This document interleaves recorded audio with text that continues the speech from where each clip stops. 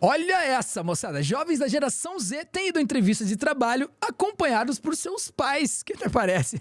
Foi isso que revelou uma pesquisa que ouviu 1.428 jovens de 18 a 27 anos, quando 26% dos entrevistados afirmaram já terem ido a uma entrevista de emprego acompanhados pelos seus pais. Que te parece? Esse é o assunto aqui do Plantão do Meteoro.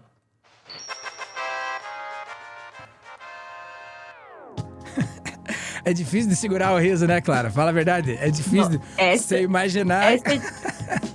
Não, é difícil de acreditar nessa história, né? Me pega totalmente de surpresa também.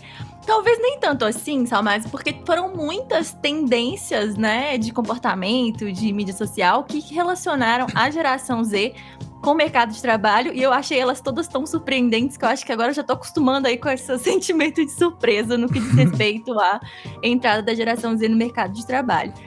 Mas, enfim, a gente teve a demissão silenciosa, né? Aquele quiet quitting, não sei se você lembra disso, que eram as pessoas que elas iam fazendo cada vez menos, né? E daí sumiu. Teve a revelação. Isso, vai sumindo do trabalho, dando um ghosting assim no trabalho. Fadeando do trabalho. A revelação de que muitos jovens não sabem usar computador, né? Então eles entram pro trabalho e não sabem nem o que é o Word, não sabem criar uma pasta, não tem nenhum uso de computador. E teve até aquele viral do CLT Premium, né? Que inclusive Verdade. A gente discutiu aqui no plantão. Pô, esse rapaz, desculpa te interromper, esse rapaz do CLT Premium, ele veio falar comigo no Instagram falando: cara, eu sou o cara do CLT Premium aí que vocês mostraram no Meteoro, eu queria fazer alguns esclarecimentos aí sobre esse negócio, não era bem assim do jeito que vocês colocaram, não sei o que, veio falar comigo. Meu Deus. Pois é, a gente falou de CLT Premium, nem lembro quem foi a figura que levantou agora, essa mas só desculpe o parênteses, vamos seguir. Tá tudo bem. Mas enfim, Samaz, agora rolou aí essa pesquisa que revelou que mais de um quarto, né, dos jovens tem levado os pais para as entrevistas de trabalho. E aí eu separei aí a reportagem do Globo pra gente dar uma olhada aí juntos, né? Tá na tela. Mas vamos lá, então.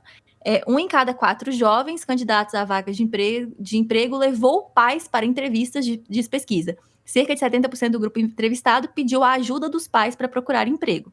Até aí eu acho que menos mal, né? Pedir a ajuda dos pais, enfim. Tudo bem, que agora é o tipo de ajuda que é um pouco curioso.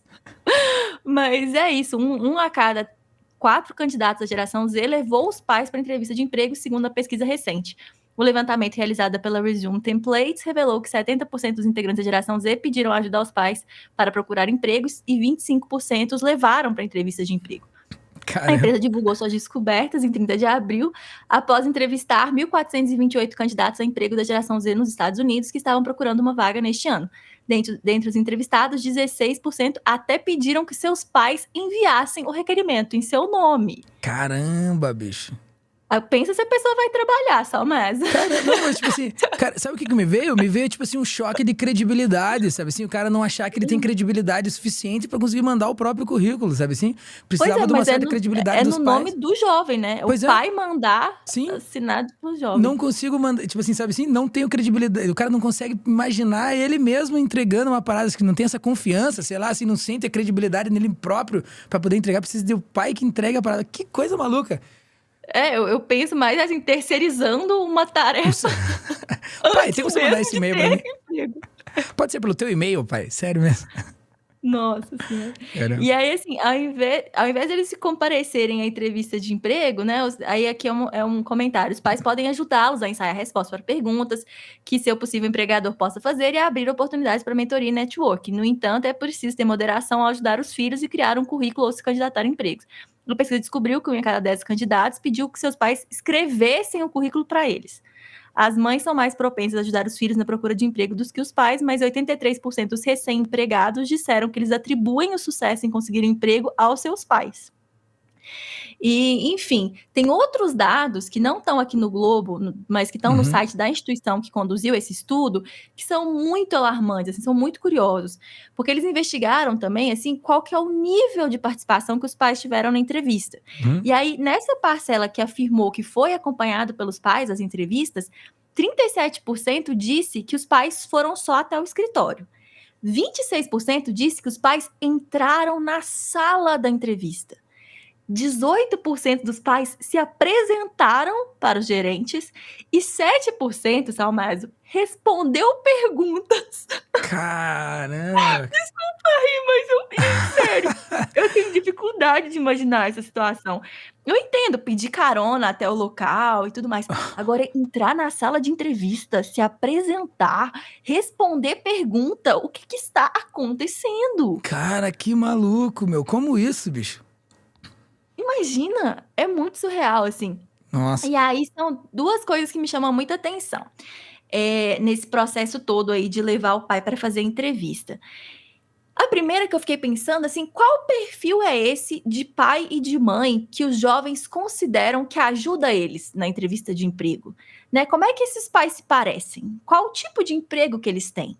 Eu queria muito esses dados que a pesquisa não traz, sabe? Quais são as condições financeiras dessas famílias?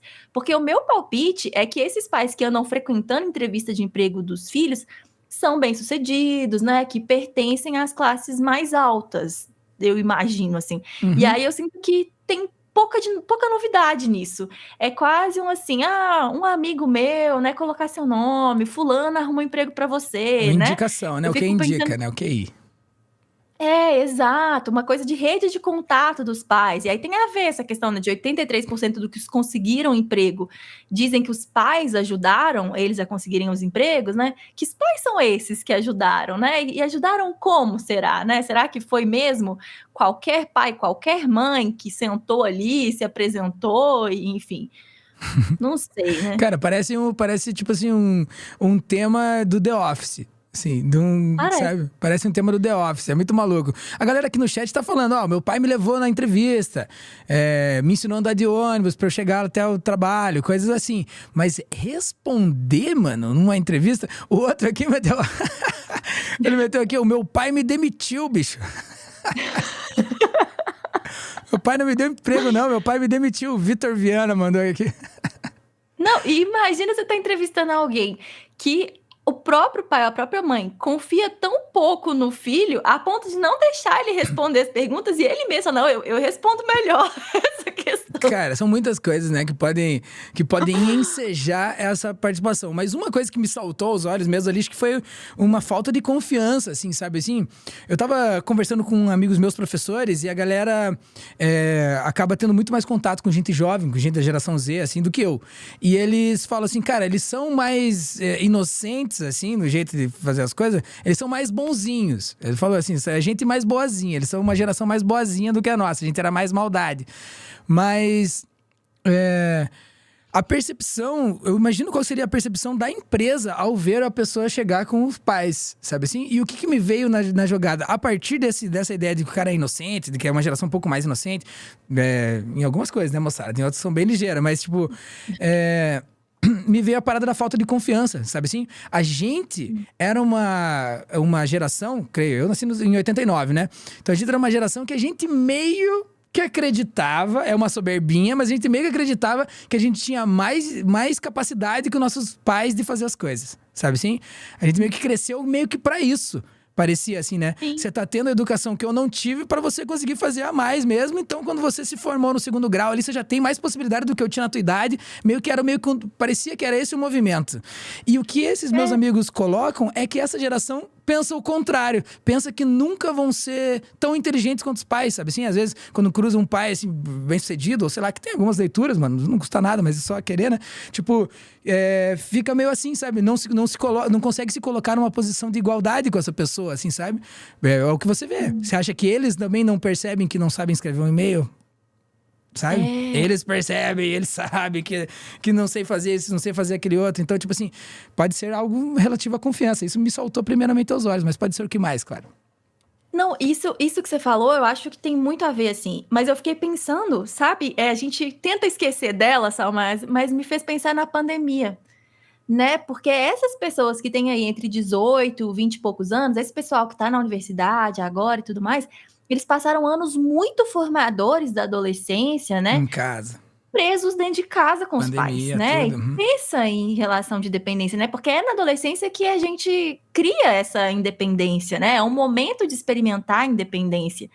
E, assim, em parte, é uma geração que não teve oportunidade de interagir com o mundo, né, durante uma etapa muito crítica do desenvolvimento deles. Você acha que faz sentido? Porque é o que me faz pensar. Com certeza, isso também, sem dúvida.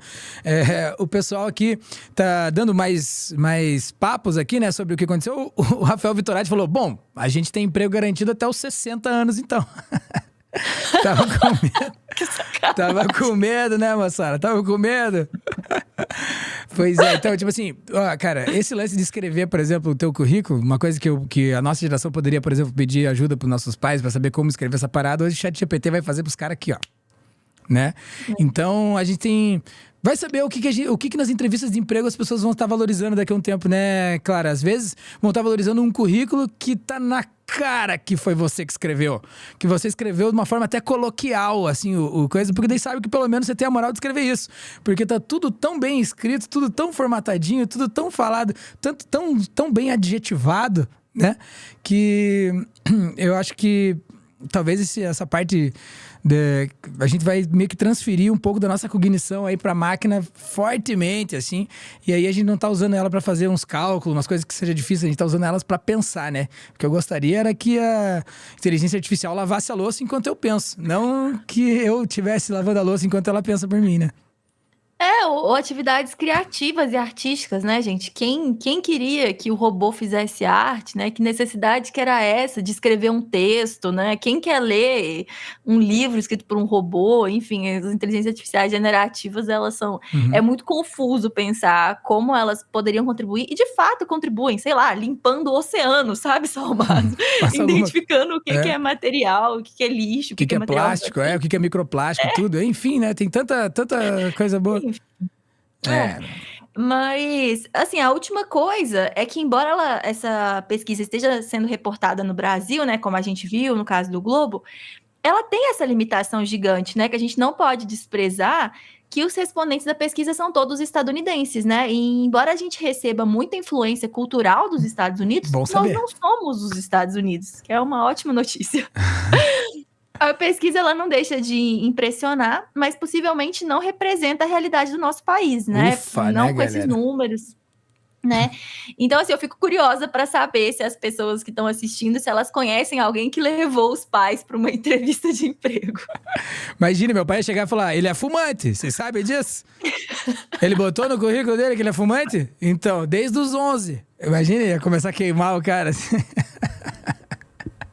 Acho que você não ia estar nos 83% que atribuir o seu sucesso ao seu pai. Dos meus filhos, ele é o mais egoísta, esse aqui, ó. Esse aqui não trabalha junto com ninguém. Mas o meu preferido, imagina, você perde a vaga pro teu irmão preferido. Mas o meu preferido, o Edinho, o meu preferido, esse sim ia fazer bem, esse aqui. Eu acho que é pra ele essa vaga, sinceramente.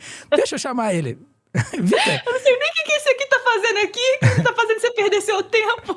Vitor, vai lá fora, lá, compra um Calton pro pai lá e espera lá um pouquinho, que já eu chego ali no fumado pra gente conversa. Ai, galera.